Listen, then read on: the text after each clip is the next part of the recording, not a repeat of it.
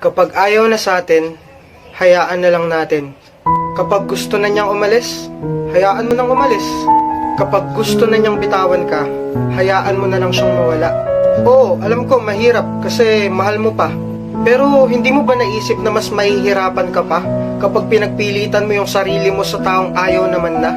Minsan, hindi porket sumuko ka, talo ka.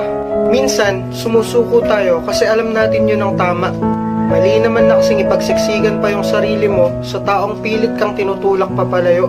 Hindi ka dapat magmakaawa na wag siyang mawala. Kasi unang-una, kung talagang mahal ka niyan, hindi niya gagawing solusyon ang hiwalayan.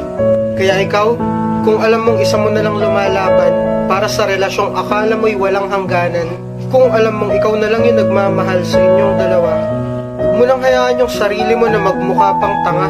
Yung sakit na nararamdaman mo, ngayon lang yan. Kasi darating din naman yung punto na kung saan isang araw gigising ka na lang nang wala nang nararamdaman para sa taong akala mo dati hindi mo kayang mawala.